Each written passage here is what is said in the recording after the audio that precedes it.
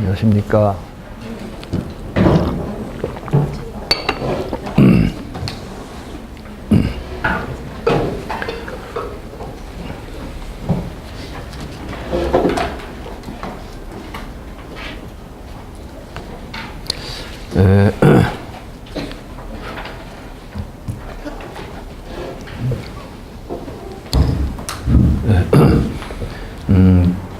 지난 시간에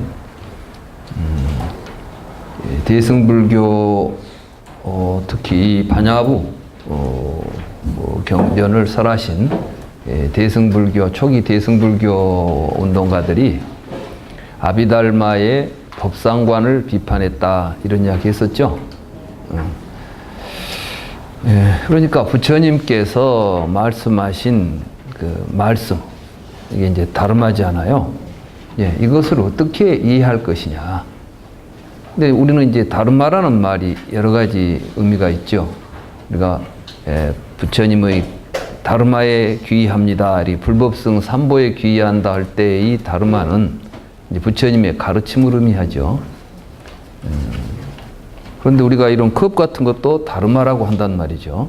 불교에서는 모든 존재를 다름마라고 부릅니다. 책도 다름마고, 그러니까 만법, 일체법 이렇게 부르죠. 제법 개공이다 이렇게 말할 때는 이제 쉽게 우리 일상적인 말로 한다면 일체 우리가 보이는 모든 것들은 다 공이다 이렇게 말하는 거예요. 부처님께서는 이제 오온도 공이다. 부처님께서 말씀하신 다름마들은 뭐였느냐? 오온 말하자면 색수상 행식에 대한 설법을 하셨고, 안이비 설신의 색성향 미촉법 이런 것들에 대한 설법을 하셨고, 부처님은 여러 말씀을 하셨어요. 그 이야기들이 전부 무슨 이야기겠어요? 결국 우리 일상적인 삶 속에서 나와 세계에 대한 이해를 이야기하는 겁니다. 불교가 부처님이 뭘 가르쳤느냐? 이 세상은 나와 이 세계로 되어 있죠. 내가 이 세상에 태어나서 살다 죽는 거예요, 우리가. 우리 인생이란 말이죠. 그럼 우리가 이런 인생을 어떻게 살 것이냐? 부처님이 깨달아서 우리에게 가르쳐준 가르침의 핵심이 뭐겠습니까? 예? 그렇죠. 행복한 삶이죠. 행복한 삶이라는 것은 결국은 이 세상에서 내가 어떻게 살 것인가 하는 문제인데, 그러면 이러한 행복한 삶을 살기 위해서는 뭐가 먼저 필요하겠습니까? 어떤 것이 먼저 필요하겠습니까? 나와 세계에 대한 이해가 필요합니다. 나와 세계를 어떻게 이해하느냐. 만약에 그걸 잘못 이해하면 사실은 올바른 삶을 살 수가 없죠. 자, 내가 무엇인지를 우리가 분명하게 모른다면 나를 위해서 사는 삶이라는 것이 가능하겠습니까? 불가능하겠습니까? 여러분들은 다 나에 대해서 잘 아는 것처럼 생각하시죠? 그리고 또 나를 위해서 살고 있죠? 여러분 지금까지 살면서 항상 여러분 삶의 중심에 여러분들 자신을 위해서 살아왔잖아요. 그랬습니까? 안 그랬습니까? 그래, 내가 행복해지고 싶어서 열심히 살았어요. 그런데 기대한 만큼 행복하십니까? 왜 내 마음대로 안 될까? 왜 내 생각대로 안 될까? 한번 생각해 봐야 되겠죠. 그때 과연 우리는 이제 다시 한번 물어봐야 됩니다. 과연 나는 누구지? 무엇이 나지? 여러분들이 만약에 여러분 자신에게 그 질문을 던진다면 여러분들은 반드시 이걸 깨닫게 될 것입니다. 아, 지금까지 나는 나에 대해서 전혀 아는 바가 없이 살아왔구나. 그냥 생각으로만 내가 있었지. 그럼 뭐 할 때만 내가 있는 것처럼 생각했지. 정말 어떤 것이 나고 정말 그것을 위해서 내가 노력을 해야 될 대상이 무엇인가에 대해서 확실하지 않다는 인식을 하게 될 겁니다. 그렇지 않습니까? 불교 공부는 바로 여기서 출발하는 거예요. 근데 그건 내버려 두고 지 생각만 갖고 막 내가 불교한다, 내가 뭐 한다 하면서 해봐야 이 의미가 없는 거예요. 그럼 또 세계에 대해서, 그럼 세계는 뭘까? 그래 여러분들이 사실은 나와 세계에 대해서 모르고 있지만 여러분들 의식을 분석해 보면 여러분들 의식 속에는 여러분 스스로 나라고 붙잡고 있는 것들이 있어요. 취하고 있는 것들이. 그리고 여러분 나름대로 세계를 이해하고 있는 거예요. 여러분도 알긴 알아요, 세계를. 근데 뚜렷하게 설명하라 하면 못하지. 그냥 바깥에 보이는 게 세계지 뭐. 그렇지만 여러분 나름대로는 뭔가 세계에 대해서 이해하고 있는 것입니다. 그럼 그게 뭘까요?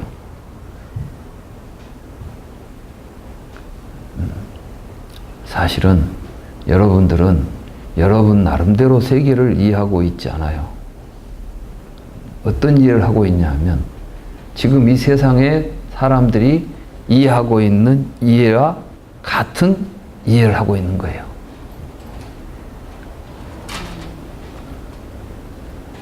그러니까 지금 이 시대에 살고 있는 사람들은 이 시대 정신을 공유하고 있는 겁니다. 조선시대에 살던 사람들은 조선시대식으로 세계를 봤던 것이에요. 그러니까 조선시대에는 조선시대식으로 사람들이 살았던 것입니다. 지금도 그런데 막 조선시대처럼 살아야 된다. 그러면 말이 안 되지. 남녀 질서의 부동석이야. 여기 이 사람들은 지금 전부 잡혀가야 돼, 관가에. 어떻게 세상에 대낮에 이 성인 남녀들이 한 곳에 앉아가지고 앉아있냐, 이게. 이건 아주 풍기문란이에요. 이건 아주 고약한 이 일이에요. 그래서 이 원님이 이런 사실을 안다면은 모두 갖다가 곤장을 때릴 거예요. 이제. 근데 그때는 그렇게 살았어요. 왜? 당연히 그래야 된다고 생각하고 그것이 세상이라고 믿고 있었으니까. 근데 과연 우리가 이렇게 당연하다고 믿고 있기 때문에 여러분들은 내가 무슨 세계관을 가지고 있어, 내가 무슨 철학을 가지고 있어, 이렇게 생각해버려요, 그냥. 그러니까 어떤 것을 공유하고 있을 때는 내가 무엇을 가지고 있다는 생각을 못하지요. 그와 동시에 너무나 당연하다고 생각하지요. 물어볼 것도 없는 것이지, 그냥. 그러니까 이제 그 속에서 막 어떻게 뒹굴고 살려고 하는 거예요. 그럼 한번 생각해 봅시다. 과연 지금까지 모든 사람들이 항상 똑같은 생각을 하고 살아왔는가? 기독교에서는 세상은 누가 만든다? 신이 만들었다고 생각해요.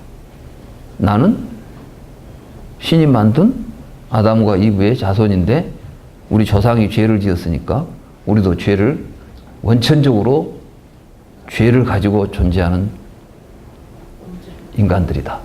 원죄설이죠. 그러니까 이제는 어떻게 해야 돼? 이 세상에 태어나서 살면서 평생 해야 되는 게 속죄예요, 속죄. 이 죄를 사해 주세요. 몰라, 내가 태어나서 아직까지 뭐 잘못한 것도 없어. 근데 태어나자마자 나는 죄인인 거야. 왜? 네 부모가 죄인이니까. 요새는 연좌제도 없는데 기독교는 연좌제가 지금까지 계속되는 거예요. 우리가 알고 가야 돼요. 여러분들이 뭐 교회를 뭐 가고 안 가고. 근데 도대체 교회라는 데가 어떤 데인지 기본을 알고 가든지 말든지 해야 될 거 아니에요. 모두 가서 뭐 찬송가 들고 막 성경 들고 다니는 게 뭐 있어 보이니까 따라다니고 인생 그렇게 살면 안 된다는 거예요. 중요한 것은 도대체 그게 진실인가를 알고 가야 될 거 아니에요. 근데 신님이 세상을 만들었고 또 우리는 죄인이니까 날마다 기도하면서 속죄를 해야 돼. 그리고 일주일에 한 번은 꼭 가서 교회에 가서 또 속죄를 해야 돼. 그 삶이 그렇게 해서 세계와 나에 대한 이해를 통해서 우리는 우리의 삶의 내용과 질을 결정하는 것입니다.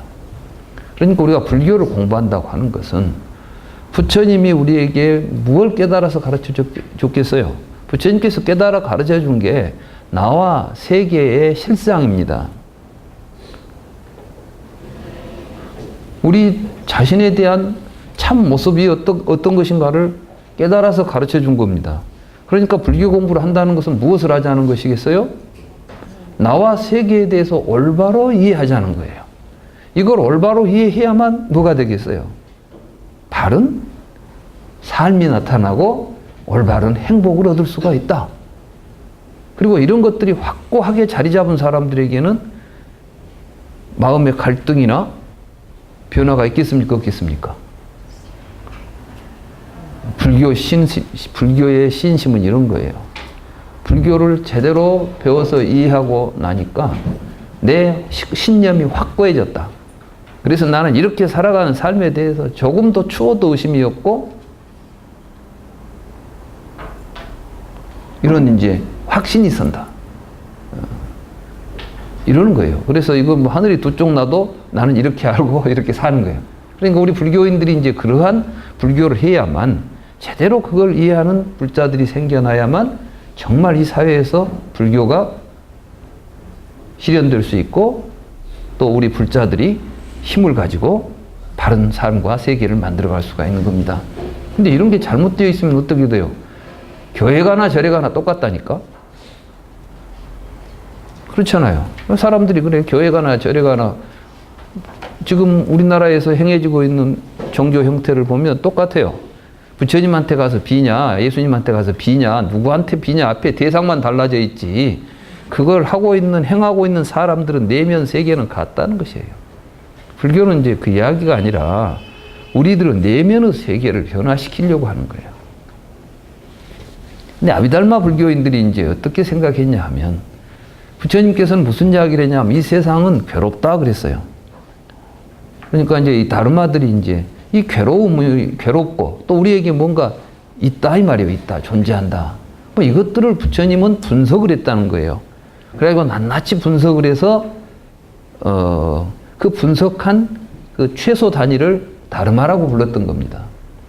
그래서 이제 아공 법유다.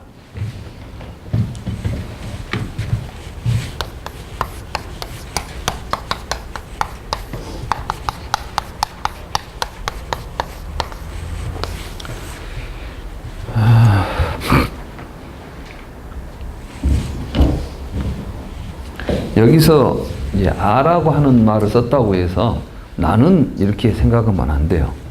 이게 뭐냐면은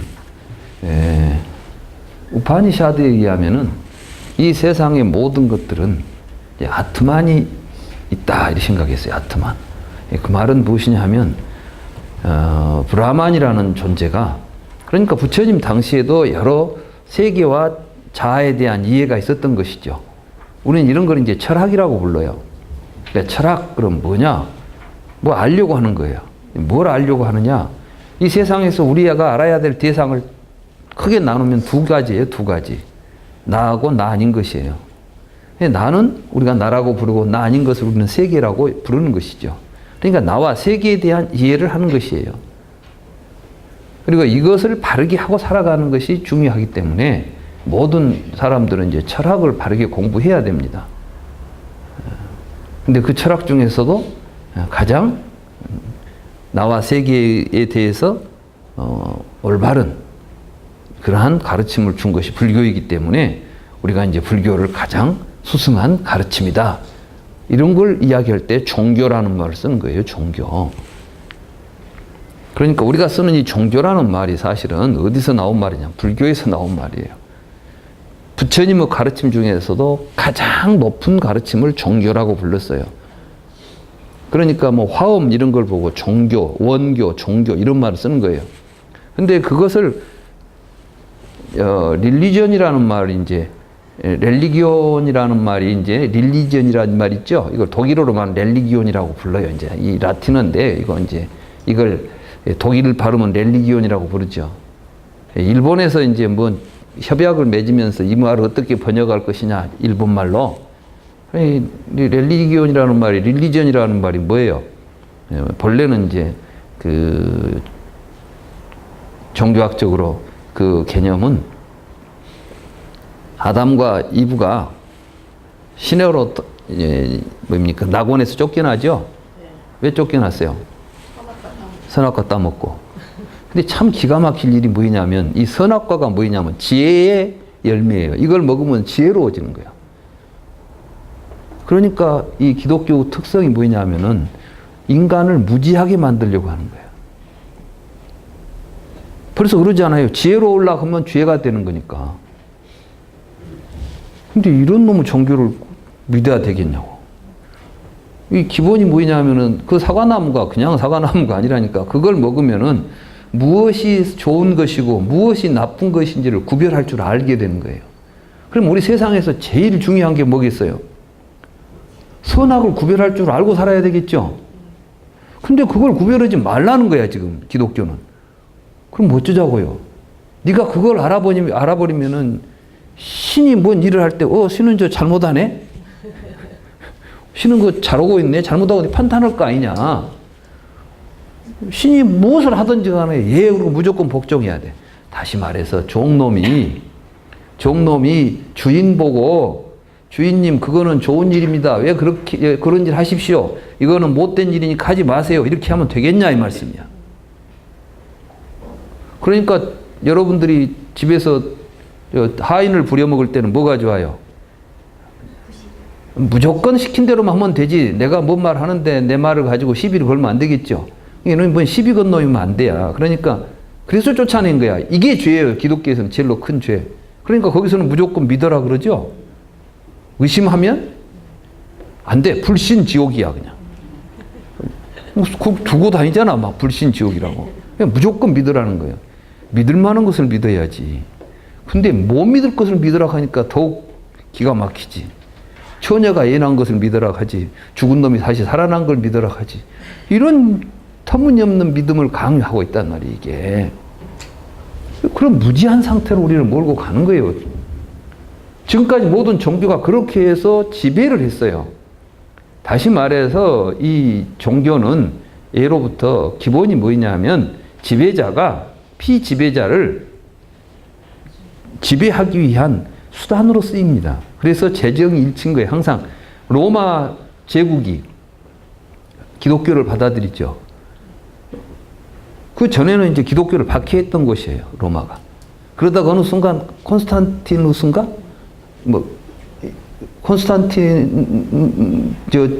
대제라고 하는 큰 왕이 로마 황제가 가만히 생각해 보니까 이걸 잘 써먹으면 이거 좋겠어 이거 그래서 의도적으로 이걸 이제 끌어들여서 종교와 정치를 하나로 만들어서 왜? 이건 뭐 하나님 말씀 그럼 무조건 믿는 사람들 아니요, 이 사람들. 그러니까 이제 황제가 하나님을 뭘 대신해버려. 그렇게 되면 그냥 무조건 다 믿게 되잖아. 그 얼마나 좋아요. 어느 종교나 비슷해요. 인도는 그걸 안 했겠어요? 우리는 불교를 이야기할 때 막 부처님만 이야기하면 안 돼요. 왜냐하면 인도에서 부처님이 태어나셨으니까. 인도 상황 속에서 부처님이 나오셨으니까. 그럼 인도는 어떤 곳이냐? 비슷해. 거기는 사성 카스트 제도를 만들어 놨어요. 이렇게. 그죠? 브라만, 크샤트리아, 바이샤, 수드라. 도대체 이게 사람이 무슨 태어나면서부터 무슨 종자가 다르겠어요. 불교는 부처님 경전에 보면 어떤 이야기가 많이 나오냐면은 나도 사람이고 너도 사람이다. 이런 표현이 많이 나와요. 말하자면 부처님께서 수행을 이제 하시기 위해서 출가해가지고 스승을 찾아다녔을 때 우따까라마 붓다, 알라라까라마 이런 그 당시 최고의 선정 수행자들 말하자면 요즘 말하면 도인들을 찾아다닌 거예요. 근데 가서 그 사람들하고 수행을 하기 위해서 가가지고 어떤 생각을 가지고 가냐면은 우따까라마 붓다도 사람이고 나도 사람이다. 우따까라마 붓다가 그 경지에 도달했다면 나도 노력하면 도달할 것이다. 그러고 가서 해가지고 됩니다. 아라라까라마도 사람이고 나도 사람이다. 이런 표현들이 나와요.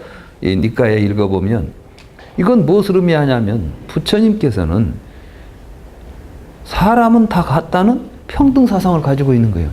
이게 다시 불교로 들어오게 되면 뭐가 되냐면은 서가모니 부처님도 사람이고 나도 사람이다. 나도 하면 부처님처럼 될 수 있다. 맞습니까? 틀립니까? 맞아요. 그것이 바로 중생즉불인 거예요. 중생이고 부처다. 그러니까 우리 수행도 안 하고 아무것도 안 해도 내가 부처고 똑같다. 그 이야기 하는 것이 아니라 기본적으로 똑같은 사람이기 때문에 나라고 해서 못할 게 뭐가 있겠냐.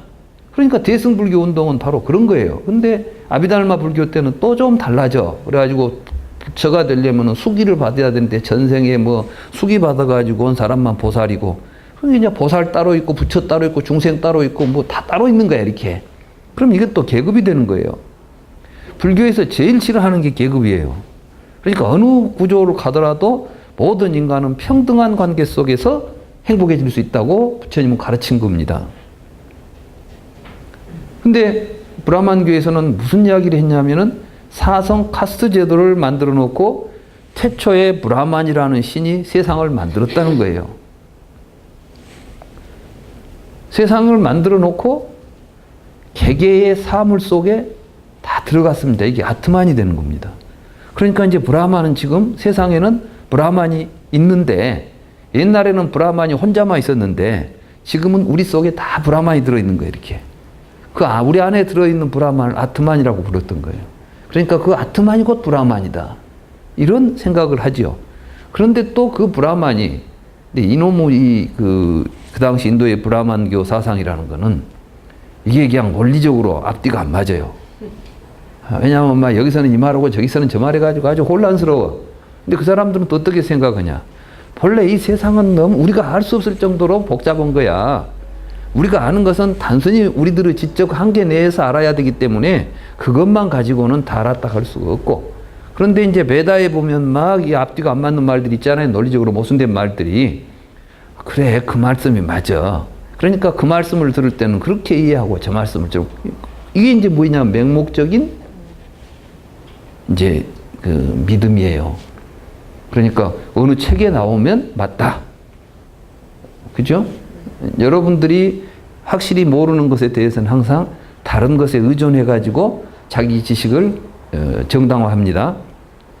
교인들한테 이제 교회 다닌 사람들한테 물어보면 성경에 나와 있습니다. 이렇게 말해요. 그죠? 뭐 그럴 리가 있습니까? 그럼 성경을 보세요. 아니, 성경이 어째서요? 성경에 나온 것이 어째 진리입니까? 성경이 만약에 진리가 아니다면 수천 년 동안 사람들이 믿었겠습니까? 또 이러는 거야. 그런 논리 펴죠? 네. 그럼 또 우리는 또 이제 잘 모르니까 그런가 보다고 넘어가는 거야. 수천 년이 아니라 수억 년 동안 믿어왔어도 거짓은 거짓이고 참은 참인 것이에요.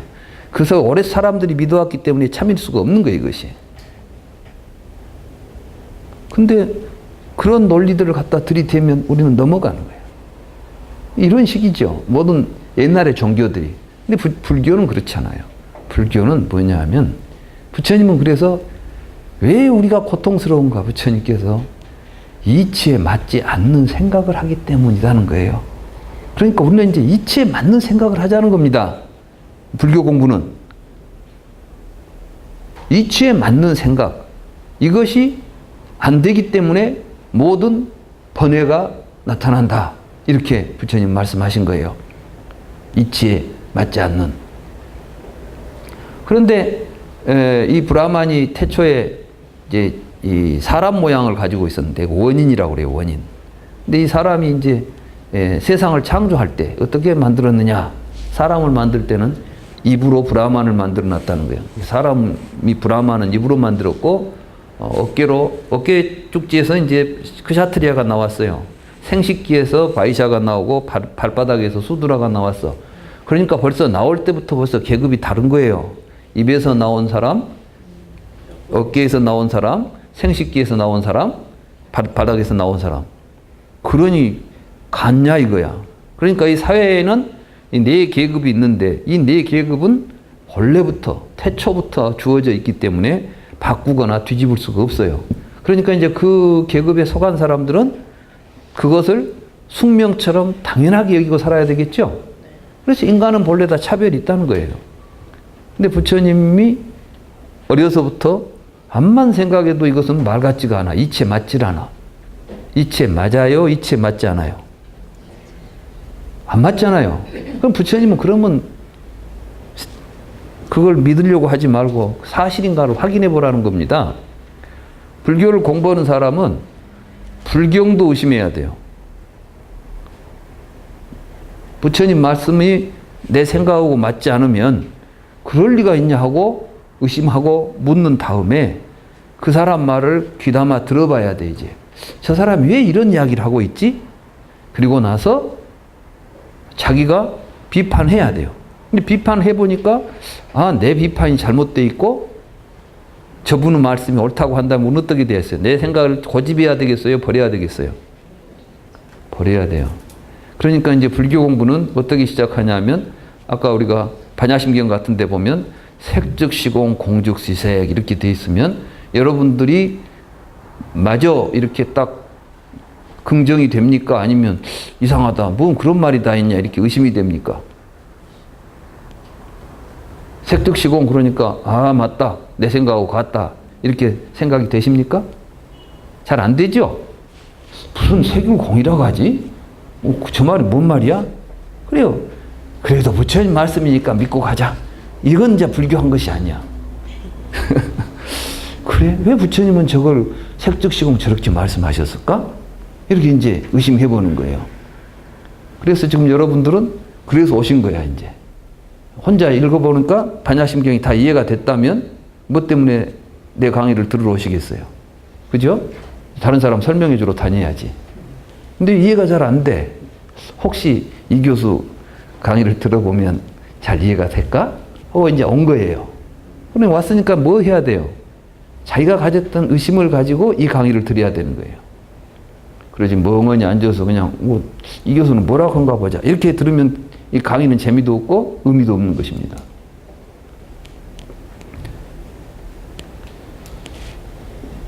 부처님께서는 그런 차별된 세상에서 왜 사람들은 이렇게 터무니없는 세계관을 가지고 근데 그 세계관이 단순히 그냥 우리들이 갖고 있는 개개인의 세계관이 아니라 어떤 한 사회를 지배하는 이데올로기가 된다는 데 문제가 있는 것입니다.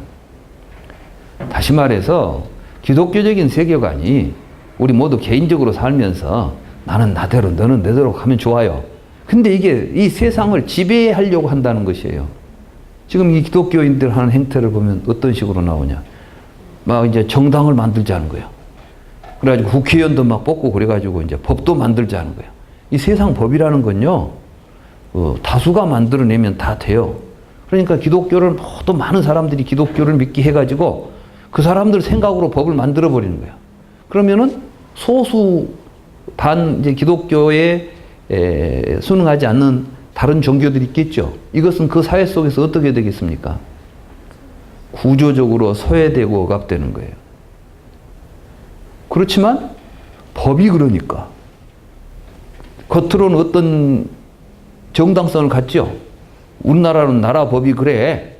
이렇게 해버리는 거예요. 그러면 얼마나 힘들겠어요. 근데 이제 기독교 속성상 지금까지 모든 사회에서 그래왔어요. 더더군다나 우리가 알아야 될 것은 미군정, 그러니까 해방되고 나서 미군정의 종교 정책이 있습니다. 그 종교 정책이 뭐였냐면 메가더라는 사람의 종교관이 반영돼요. 메가더는 자기가 신이 선택한 인물이라고 자기를 스스로 생각한 사람이에요. 굉장히 위험한 인물이에요. 여러분들이 그걸 우리는 지금 막 교육을 어떻게 받았냐면 메가더 원수 덕분에 우리가 지금 북한을 물리치고 자유민주국가가 되었다고 그러죠. 그 교육을 시킨 거예요. 근데 사실은 그 미군정의 종교 정책이 대한민국에다가 기독교 국가를 세우려고 하는 거예요.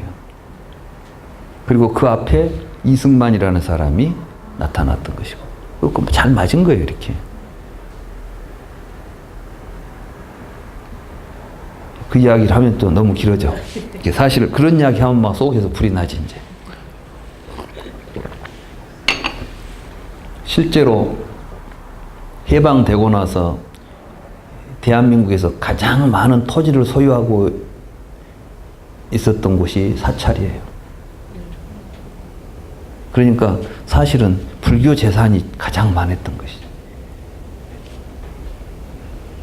정치적으로 이걸 이용해야 돼요, 이제. 그래서 모든 정권들이 그 짓을 합니다. 그래가지고 불교 재산을 파괴하고 이런 일들이 이제 비일비재하게 일어나요. 역사를 우리가 이제 제대로 알고 가야 우리 불자들이 그런 걸 정확하게 알고 가야 앞으로 이 사회에서 우리가 뭘 해야 할 것인가도 보일 거 아니에요. 근데 아무튼 이 미 군정을 통해서 그 이승만 대통령이 처음 선서를 할 때, 대통령 선서를 할 때 하나님 앞에, 국민과 하나님 앞에라고 하나님이라는 말을 쓰게 돼요. 언제부터 우리나라가 기독교 국가도 아닌데 대통령이 하나님 앞에 선서를 한다고 말해야 됩니까? 그럼 말이 안 되는 짓을 하는 거예요. 또 뭐 대통령, 뭐 또 시장이 돼가지고 막 뭔 시를 헌정을 해본다 하고 막 이런 이 말도 안 되는 짓거리를 하는데 또 사람들이 대통령까지 만들어. 이건 우리가 어떻게 생각해 보면 너무나 이건 정말 참 어처구니가 없는 거예요. 우리가 그만큼 지금 뭔가 생각이 전혀 안 돼 있는 것을 알아야 돼요. 그래서 이제 불교 공부를 좀 잘 하자고요. 이제 아라고 하는 게 뭐냐면 그렇게 해서 개별적으로 들어있는 개체적인 존재들을 이제 아트만이라고 부르는 겁니다. 그러니까 책도 안에 아트만이 하나씩 있는 게 아트만. 이것이 아트만, 여기 아트만. 그 부처님께서 근데 이제 아나트만, 무아서를 이야기한 거예요. 그러니까 실제로 부처님께서 말씀하신 아나트만은 이런 브라마니즘적인 아트만적 존재가 없다는 이야기를 했어요. 근데 그 아트만이 이제 뒤에 가면 어떤 식으로 이해되냐면 우리 안에 있는 영혼, 정신으로 이해가 됩니다. 아트만이. 그래서 그것이 나의 진정한 자아라고 인식을 하게 돼요. 예를 들자면 이런 거죠. 눈이 보는 것이 아니다. 우리가 사물을 볼 때 눈이 보는 것이 아니다. 우판샤드에 나온 이야기예요. 눈 안에는 신이 있다. 브라만이 있다는 거예요. 그 브라만이 눈을 통해서 세상을 보는 것이지 눈이라는 놈이 볼 수 있는 기능이 없다는 거예요. 그리고 그 브라만이 보기 때문에 그걸 눈이라고 부르고 듣기 때문에 귀라고 부른다. 그러니까 우리 안에는 지금 보고 듣는 놈이 있다. 이 이야기를 굉장히 강조하는 겁니다. 부처님은 그렇게 눈 속에 들어가서 보고 귀 속에 들어가서 듣는 그런 놈은 없다. 이런 이야기를 했던 거예요. 그러면 어떻게 우리가 보는 건 뭡니까? 그러니까 인연이 있으면 보인다 그랬어요. 그러니까 조건이 형성되면 보는 일이 나타나는 것이지 보는 놈이 있어가지고 보지 않는다 이런 이야기를 한 겁니다. 이게 사실 이 이야기는 우리가 지금까지 일상적으로 생각해왔던 나와 세계에 대한 이해와는 근본이 달라버려. 그러니까 좀 어려운 거예요. 그러나 그것이 사실인 거예요. 그래서 이제 부처님은 그것이 왜 그런가를 설명해 준 거예요.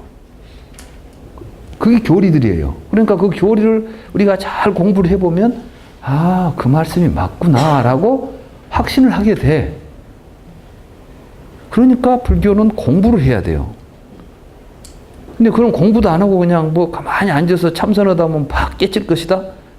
나는 아직까지 그런 사람 본 적이 없어요. 분명히 공부를 하다가 하면서 이런 생각을 가지고 공부를 하면서 깊이 사유하는 것이 참선이지 이런 공부도 안 하고 그냥 앉아있다가 갑자기 뭐가 깨달아지고 이런 일은 없다니까요. 야, 분명히 불교를 공부를 잘 해야 의심이 생기고 그 의심을 스스로 제가 그랬죠. 자기하고 지금 맞지 않을 때는 우리가 의심하게 되는 것이고 그 의심을 끝까지 밀고 가서 자기 생각과 의심이 일치되는 것을 보고 깨달음이다 이렇게 말하는 거예요.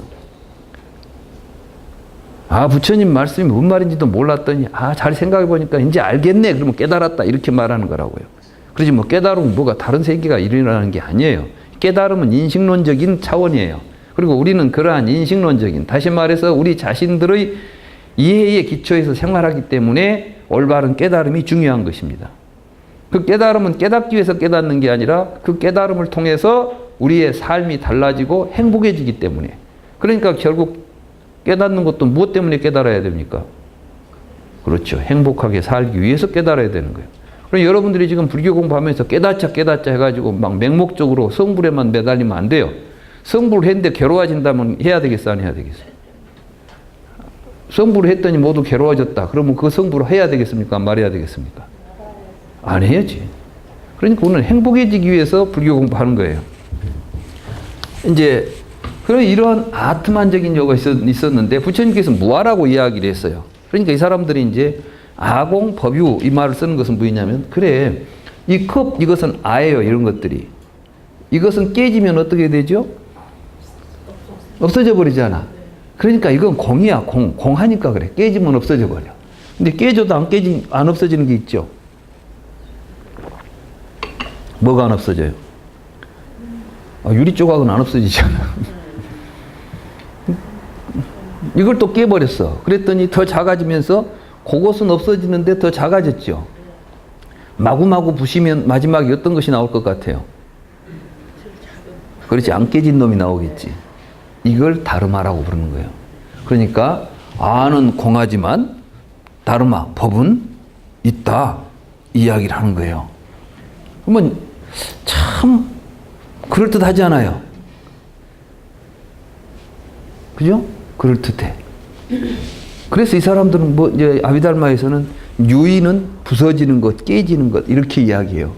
무의는 안 깨지는 거예요. 이제 더 이상 안 부서지는 것이고. 아무튼 이 공과 유라는 이 개념을 이제 다르마는 그러니까 어떻게 되냐면 실유해요. 실유. 그러니까 근데 다르마만 실유한 게 아니라 시간도 사실은 과거, 현재, 미래라는 말이 있죠. 과거, 현재, 미래라는 말이 있으니까 이 시간도 실유하는 거예요. 근데 시간도 깨져요. 이렇게 조금씩 나눠진다는 거예요. 이게 시간이 어떻게 분석이 되는지는 모르는데 물론 우리가 이제 이런 시침이나 초침을 가지고 보면 1초씩 딱딱 분리가 되죠. 이 초침이 조금 더 분리를 작게 하면은 뭐 더 적게 시간이 분리되겠죠. 근데 시간도 막 쪼개면은 더 이상 쪼개지지 않는 시간이 나온다고 보는 거예요. 그 쪼개지지 않는 가장 작은 시간을 찰나라고 보는 겁니다. 찰나. 그리고 찰나가 있고 과거가 있고 현재가 있고 미래가 있는데 실제로 현재성은 찰나에가 있는 거예요. 그러니까 찰나 동안에 생멸이 일어난다 이렇게 보는 거예요. 생멸이. 그럼 다르마의 생멸이라는 것은 미래에 있던 다르마가 현재로 출현하는 것이 생이에요. 사실은 생멸이라고 하니까 우리는 없던 것이 나타나는 것이 생이고 있던 것이 없어진 것이 멸이라고 생각하는데 논리적으로 그러면 말이 안 돼요. 실은. 왜냐하면 아무것도 없는 데서 뭐가 나오겠어요? 있던 것이 어떻게 없어지겠어요? 무에서 유가 안 나오겠죠. 물론 우리가 이 세상에 태어날 때 내가 없었지만 난 세상에 태어났다. 그러면 그냥 아무것도 없는 데서 내가 툭 태어났냐? 그것이 아니지. 부모님이 있으니까 태어난 것이지. 그럼 뭔가 근거가 있어야 돼요. 그런데 생멸 개념을 이 사람들은 그러니까 생이라는 것은 찰나라는 순간 동안 이렇게 미래에 있던 다르마가 현재에 나타났다가 사라지는 거. 그러니까 웃바다 이게 생기한다 이렇게 말해요. 니로다 사라진다 이렇게 났다 없어지는 거야. 없어진데 내 눈 안에서 없어졌을 뿐이지 사실은 과거로 가버린 거야 이제. 그러니까 과거라는 시간대가 있고 미래라는 시간대가 있고 현재라는 시간대가 있는데 이 속에서 그 다르마의 본체는 내가 봤던 것은 내 눈앞에서는 생겼다 없어졌지만 실제로 이 다르마 그 자체는 미래에 있었던 것이 현재에 왔다가 과거로 가기 때문에 3세가 시류하고 시간적으로 과거, 현재, 미래라는 시간대가 있어야 거기에 다르마들이 또 항상 있을 거 아니에요. 그러니까 시간도 3세라는 것이 시류하고 법체, 그래서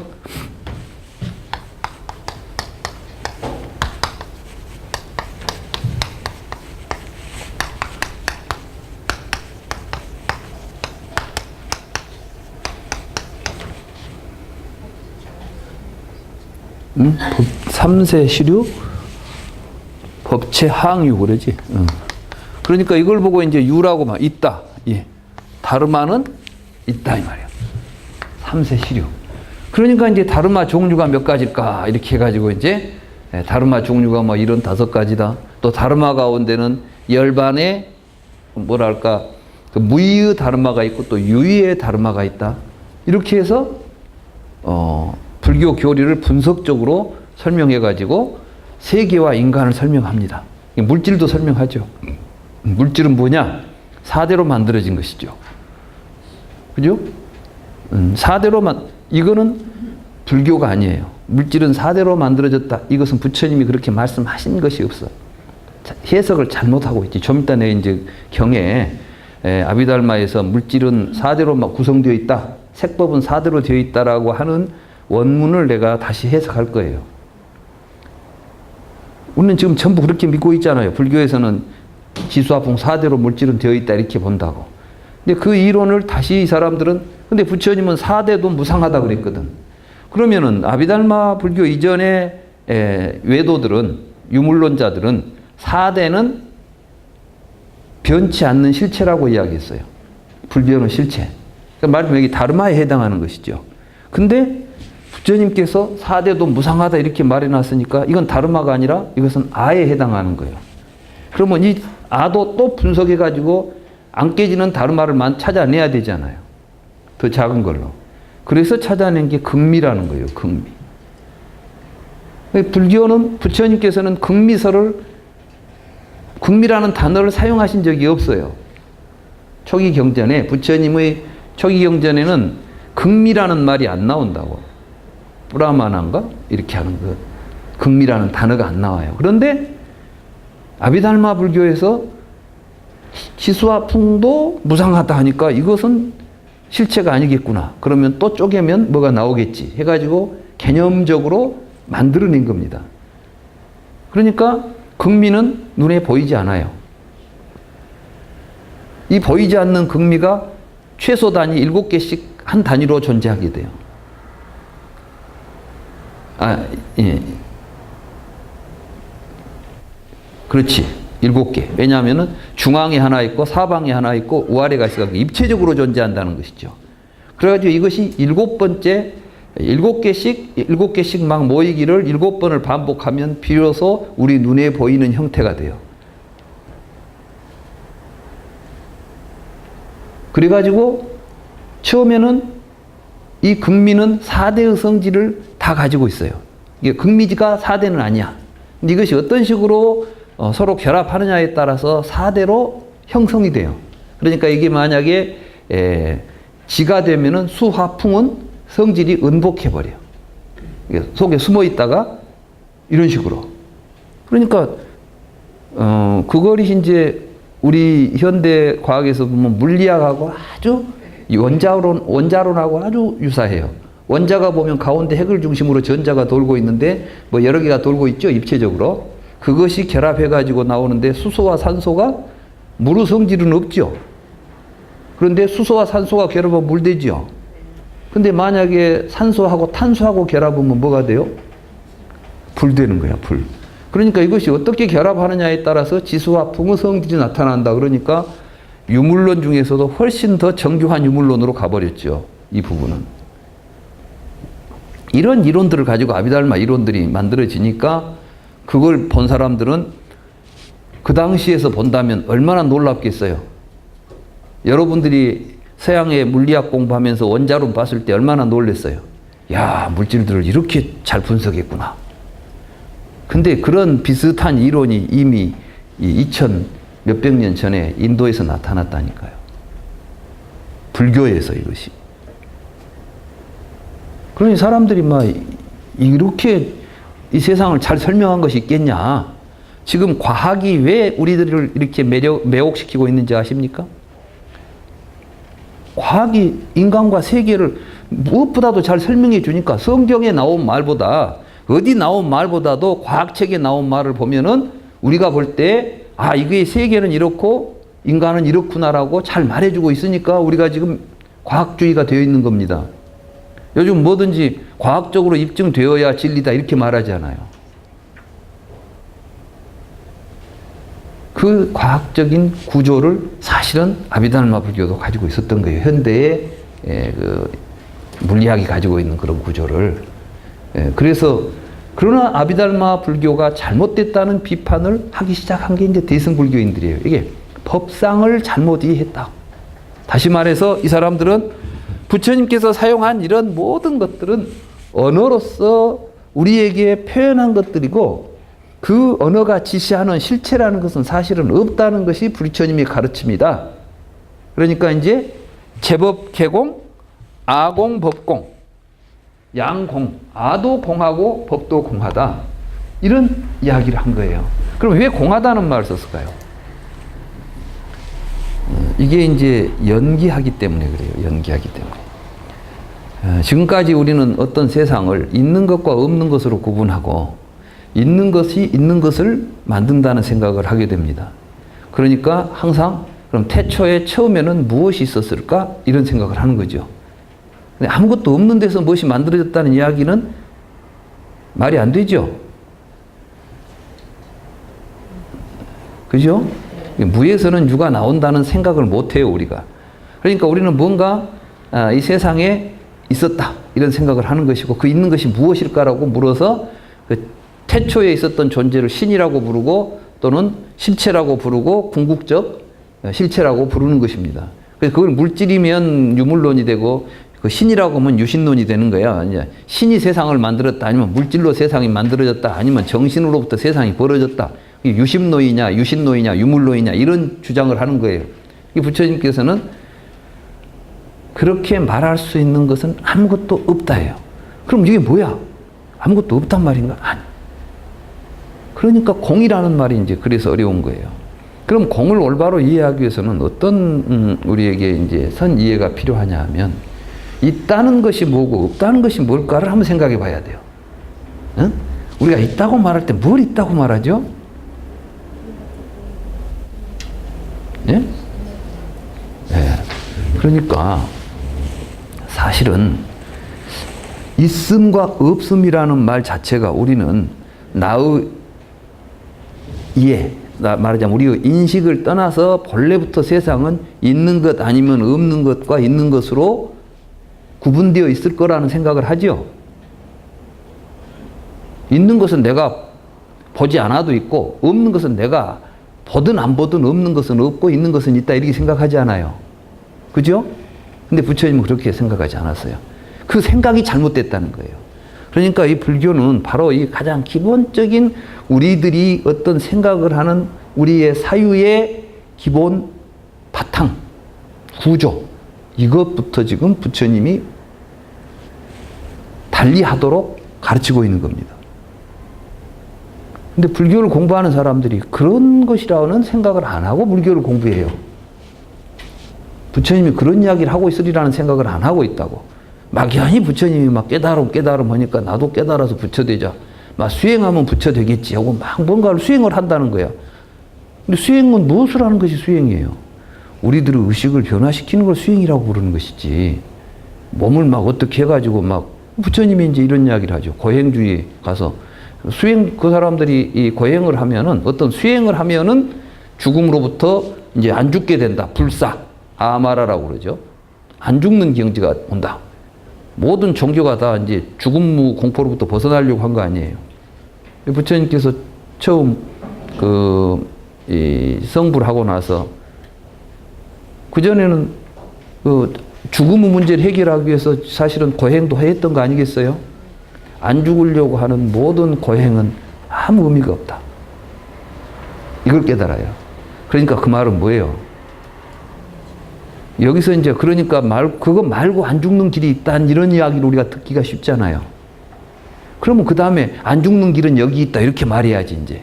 고행은 죽는 길이 안 죽는데 고행해봐야 필요 없어. 그럼 안 죽으려면 이거 돼야 돼 이렇게 말해야 되는데 그것이 아니에요. 죽지 않으려고 하는 우리들의 어떤 노력도 의미 없는 짓이다. 왜? 왜가 이제 문제죠. 죽음이라는 현상 자체가 착각이니까. 이렇게 가야 돼요, 이제. 아시겠어요?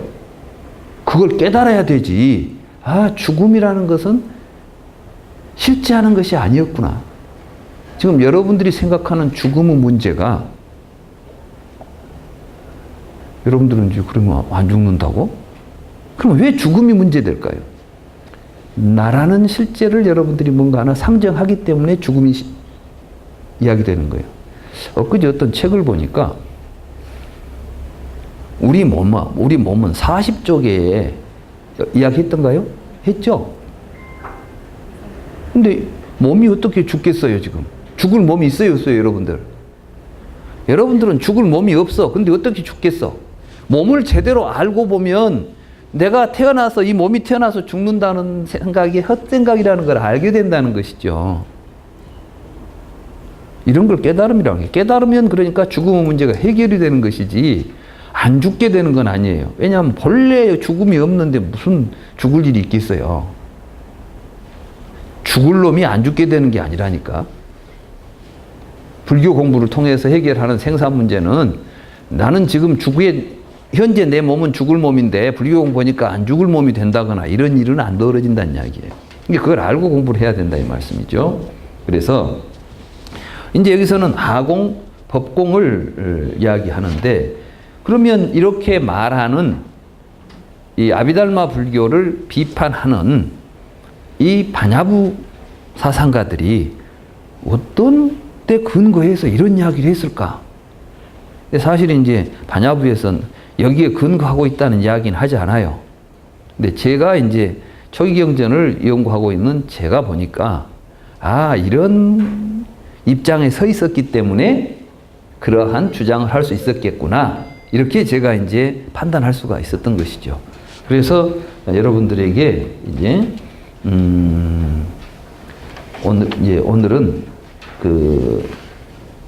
마찌마 니까야 근본법문경하고 그 다음에 그 뒤에 나오는